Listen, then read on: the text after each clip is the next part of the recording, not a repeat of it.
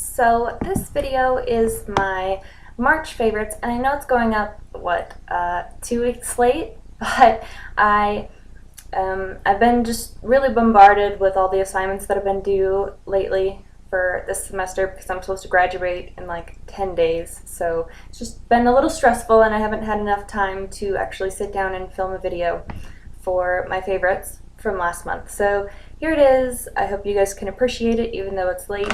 So my first item that I have here, now I used these for the majority of March and I'm still using them into April. So these are a new product to me. I think they're relatively new in general, but I really like these. These are the Pond's Luminous Clean Wet Cleansing Towelettes with soft white kaolin clay and moisturizing ingredients. And it's just the white packaging, and it has like the pink design on it, like the light pink, and then this like gray accent band. And you can see it's, you know, the Luminous Clean. So I highly suggest these. I think they come in little trial packs too, since they're new. So you can go to like Walgreens or something and try them out. So I highly suggest those.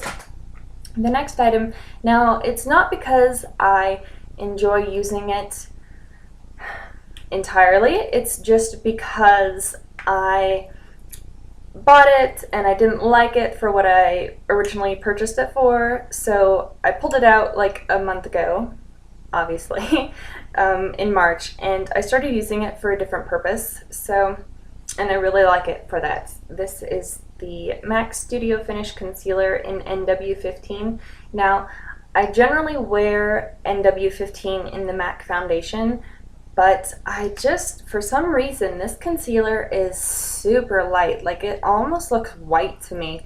And, I don't know, maybe I need to be using like an NC for under my eye. But I bought it for under my eyes, and I do not like it whatsoever because I have extremely dry skin, and the skin underneath my eyes is super finicky and extremely dry too.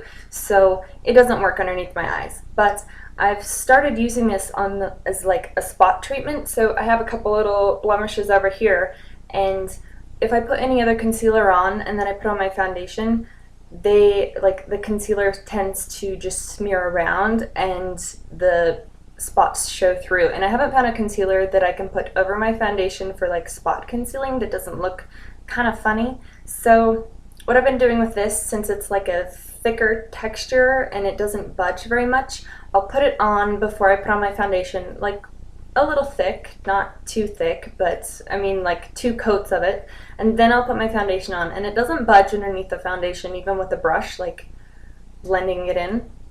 And so if you have this guy and you haven't tried it for spot treatment, if you haven't tried it for covering up like the blemishes and stuff, I suggest you try it. So yeah, that was a really long explanation on why I kind of like that, but whatever. Okay, the next item I have here is also a concealer, but this is the CoverGirl Olay Simply Ageless Eye Concealer.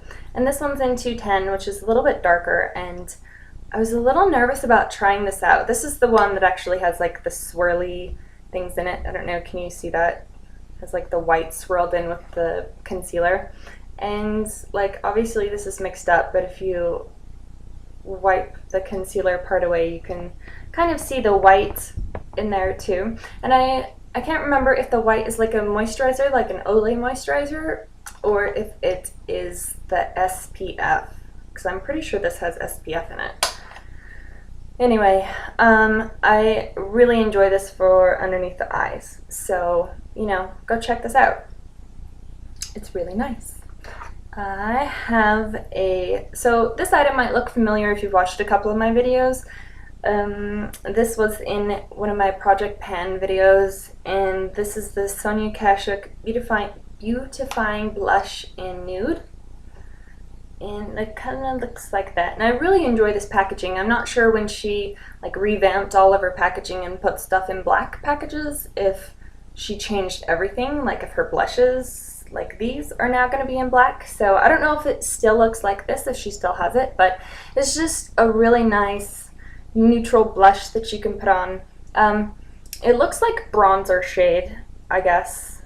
on this video, but it's really not. It's like I'll put on my bronzer and then I'll put this on like in my cheek area just above the bronzer, and they're in the same color family, but you can tell a difference. You can tell which is my blush and which is my bronzer, but they do blend in well together. So yeah, I do have a swatch here, but it's kind of showing up more like a yucky brown, but it's really, you know, I don't even know how to describe this color. It's like very light, rosy, peachy. It's more peachy than anything, but I guess it does have a little brown in it. It's just really, really pretty. Maybe go look at it the next time you're in Target. So I've been eyeballing this next one for quite a while, probably like a year and a half, and I really didn't want to shell out the money for it because it's kind of expensive, I think, and I have a couple highlighters already, but I finally caved the last time that I was at MAC, and I purchased the Mineralized Skin Finish in Soft and Gentle, and the boy there that sold it to me told me that it's like a bronzer. But I don't know this is not a bronzer for me. This is total highlight, so it's gorgeous in the packaging with like all the veining, but I typically wear it like on the cheekbone area up here, and I'll put a little like down the middle of my nose and underneath my eyebrows, and I don't know if it'll show up like the sheen. It kind of does. I just think it's going to be really, it's right here next to here's the blush and here's the highlights. I think it's going to be really nice for summer, so I can't wait to use it for summer. That's a horrible swatch, by the way, and I apologize, but whatever. The next items that I have are pretty much the same, kind of. So this is my MAC palette, and it looks a little scary because a couple of these I was trying to master the technique of depotting MAC eyeshadows, so just kind of ignore that. But I've been using Vex a lot, which is this shade right here. It's kind of like a pinky, greeny, silvery. Let's see if I can swatch it and see if the swatch will even show up. It's a really nice lid color. I generally wear it on my lid. Let's see how this shows up.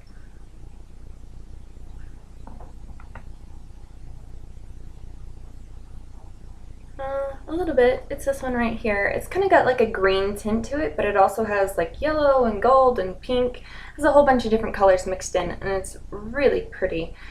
And the next one that I've been using a lot of is this one right over here, right there, and that is Print, and it's just a really nice gray, and it has just a tiny bit of sparkle in it, or shimmer. Well, it's not really shimmer, it's more of like sparkly flecks. Let me swatch that right next to Vex. So it's just a really nice gray. Obviously I'd wear this in my crease, and I like to wear these two together. They're really nice. I might sometimes use like an intermediate color like to go in between these two, but I think that they look really nice together on the eyelid. And then the final one, I've just kind of been playing around with this one. I didn't use it for probably over a year, and then I found a video and it kind of like taught me a couple techniques on how to use it differently, and it's the Eyeshadow Club, and it's the one that is, it looks green, it's right here. It looks green, but if you blend it out, it can be brown. So let's see if I can swatch that guy. And it's really cool when you use it wet, because when it's wet, it definitely shows up more of the green color. So that's it on the end. So in different lights, like when the light hits it, it's green, but it can also be blended out as a brown. Like if you put this in your crease and you just blend it with like a blending brush, obviously, it'll show more brown. So I don't know if I can, maybe I can try to blend it out a little at the end.